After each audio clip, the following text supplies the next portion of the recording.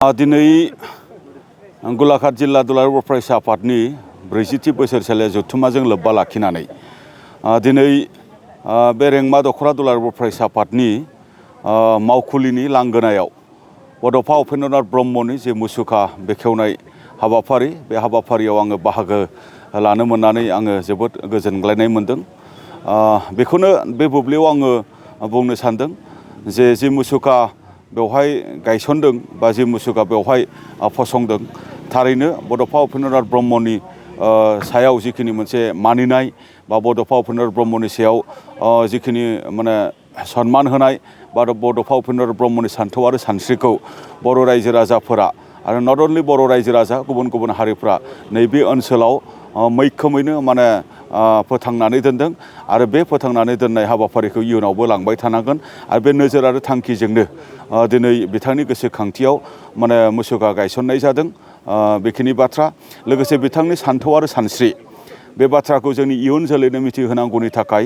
जेरै दुलाराय बर' फरायसा आफादा गुबुन गुबुन माने बड'फानि सान्थौ आरो सानस्रिखौ फेहेरनो आरो फुवारनो थाखाय हाबाफारि लादों, थिग बेबायदि नैबे मुसुखा गायसननायाबो बड'फा उपेन्द्रनाथ ब्रह्मनि सान्थौ आरो सानस्रिखौ बुहुमाव माने गेवलांसार होनायनि बियो मोनसे हाबाफारि। बड'फा उपेन्द्रनाथ ब्रह्मनि जेखिनि सिमां जेनाखि बर' हारिया गेरेमसा हारि जानांगौ आरो बर' हारिया गेरेमसा हारि जानायजों लोगोसे बुहुमनि मोनसे गेवलांसारनाय हारि, मोनसे दावगानाय हारि जाथारनांगौ। बिनि थाखाय जोंनि हारिनि गेजेराव दुलाराय बर' फरायसा आफादा बड'फानि सान्थौ आरो सानस्रिखौनो सिगाङाव दोननानै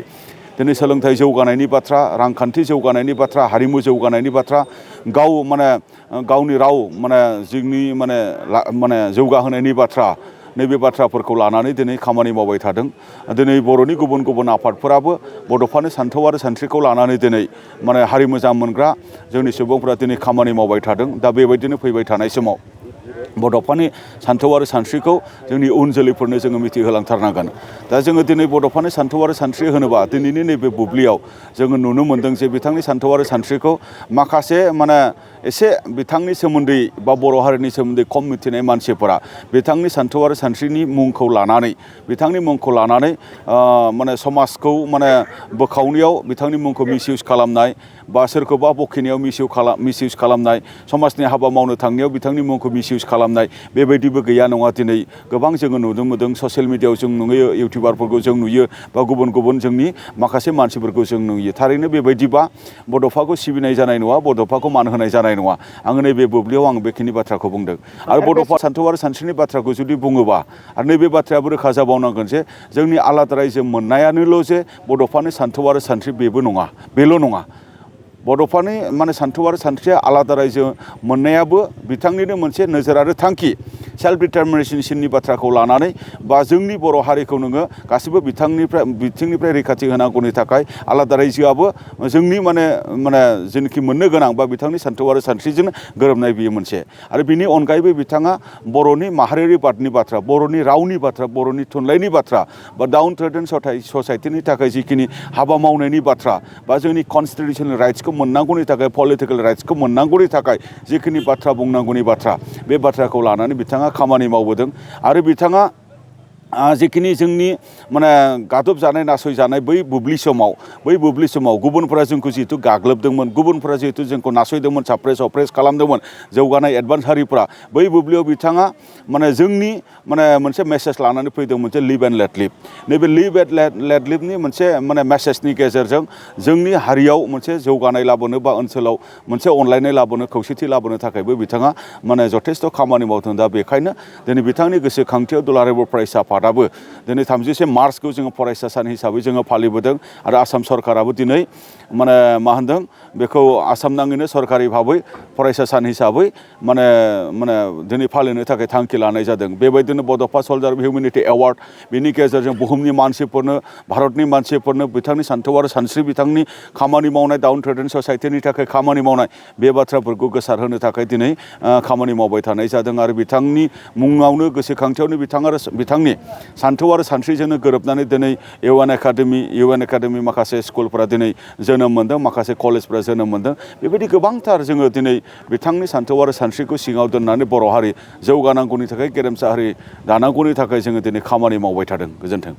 आद्रा थालांनाय बे पिस एकर्डनि किसुमान खामानिफ्रा बे समाव एसेबांसो आपडेट जानानै दं रायजोफोरनिफ्राय आद्रा थाबावनाय जिखिनि पिस एकर्डनि जिखिनि इमप्लिमेन्टेसननि हाबाफारि बे बाथ्राखौ लानानै मैया गुवाहाटीयाव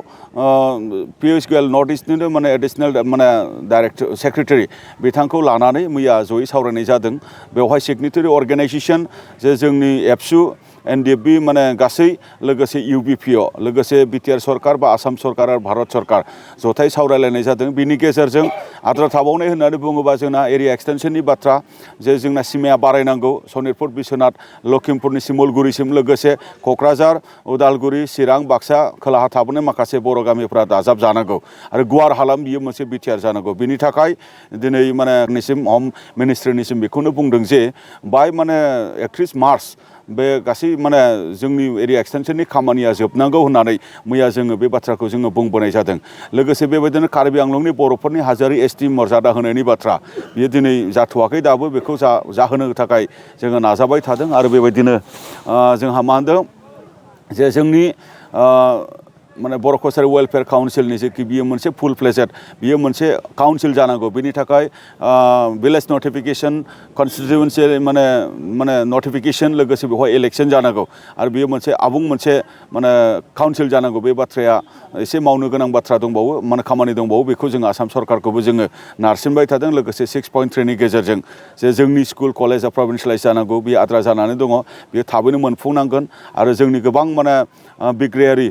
बारग' एनडिपि बिथांमोननि नामाव दिनै केस दङ उइथड्रल जानांगौनि थाखाय खामानि मावबाय थानाय जादों जेलाव दङ बिथांमोनखौ जेलनिफ्राय फ्रि खालामनांगौनि थाखाय खामानि मावबाय थानाय जादों आरो बेबायदिनो जोंहा मुंख्लं न'खरफोरनो जिखिनि मोनसे कम्पेनसेसन जिखिनि मोनसे 5 लाख रांखुरि होनाय बे बाथ्राखौ दिनै बिटिसि गभर्नमेन्टआ दिनै प्रिपेयार खालामबाय थादों फार्स्ट फेजनि थाखाय 40 जननो होखांबाय आरो बेबायदिनो दिनै दा सेकेन्ड फेजनि थाखाय 500 न'खरनो होनो थाखाय लाहार फाहार खालामदों होननाय जोङो दिनै मिथिबाय थादों दा बेबायदिनो गोबां हा हुनि जेंना दङ बा गुबुन गुबुन दफाफोरखौ दिनै मावबाय थानाय जादों बेनि गेजेराव माखासे दफाया मावफुंजाबाय अनुस्थान प्रतिष्ठान दिनै मावफुंजानो गोनां दङ बिटिसि गभर्नमेन्टआ हा एलटमेन्ट खालामबाय होननानै बुंदों डिपिआर हरबाय होनदों स्टेट गभर्नमेन्टनि गेजेरजों भारत सरकारनिसिम थाबैनो बै जिखिनि इन्स्टिटिउसनफोरखौ आबुं मोनसे महर होनांगौ बेखौ जेन माने सरकारा थाबैनो होयो आरो जोंनि ओनसोलाव गोजोन मोनसे थासारि लाबोनांगौनि थाखाय जेन खामानि मावो आं बेखौ दिनैनि नैबे जथुम्मानि गेजेरजों आं खावलायहरो गोजोन्थों।